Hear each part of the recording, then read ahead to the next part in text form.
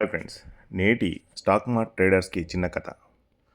అతడిది 4 ఏళ్లుగా one side love. ఎందుకంటే అతడు ప్రేమిస్తున్న అమ్మాయికి అసలు ప్రేమ అంటేనే గిట్టదు. అయినా ఎలాగోలాగా ఆమె ప్రేమను పొందేందుకు రాత్రంతా ఆలోచిస్తూ రకరకాల ప్లాన్లు వేయడం, ఉదయం 9 కొట్టేసరికల్లా ఆమె కోసం బస్టాండ్లో ఎదురు చూడటం ఇది అతడి దినచర్య. ఆమె ఎవరితో మాట్లాడుతూ చిరునవ్వు నవ్వినా తన కోసం అని సంబరపడిపోతాడు. తన వెంట పడొద్దని ఆమె ఎన్నిసార్లు తిట్టినా, ఆమె ఇంట్లో వాళ్ళు కొట్టినా అతడు మాత్రం ఆమెను ప్రేమించడం మానలేదు. అతడి శ్రేయోభిలాషులు వద్దని వారించినా కూడా ఫినిక్స్ పక్షి కథ చెప్పి తన ప్రేమ గొప్పదనానికి వాళ్ళే కరిగిపోయేలా చేస్తాడు. ఆమె ప్రేమ మైకంలో పడి తన ఎంతో ప్రేమగా ప్రేమించి పెంచిన నాన్న చనిపోయినా కూడా ఊరికి వెళ్ళాడు.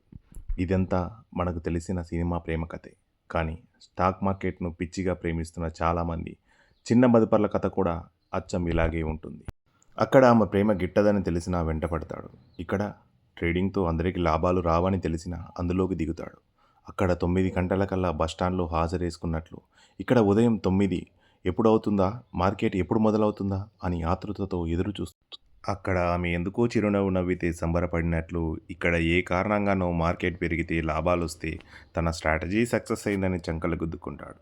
కానీ అది ఒక్కరోజే అని తెలియక అక్కడ తన్నులు తిట్లు తిన్నట్లు ఇక్కడ నష్టాల దెబ్బలు తింటాడు.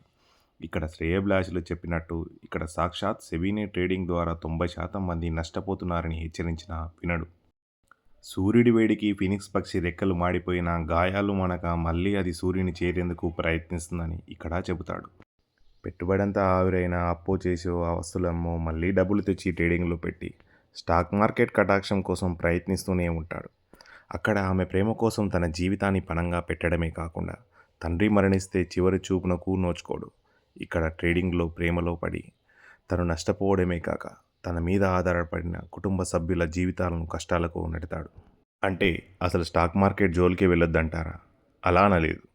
ట్రేడింగ్ ద్వారా నష్టపోయే అవకాశం ఎక్కువ ఉంటుందనేది ఈ విషయం గుర్తుంచుకోవడానికి చెబుతున్నాను.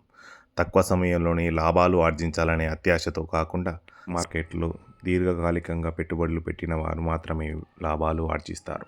అందులోనూ నువ్వు ఎంచుకున్న పోర్ట్ఫోలియో ఈజ్ ఇంపార్టెంట్. ఎక్కడ పెట్టుబడి పెడుతున్నాం, ఎలాంటి షేర్లు కొంటున్నాం అనేది మినిమం అవగాహనతో ముందుకు సాగాలి. గుడ్డిగా వాళ్ళు చెప్పారు వీళ్ళు చెప్పారని అలా ఇలా పెట్టుబడి పెడితే డబ్బులు అలా అలా రావు.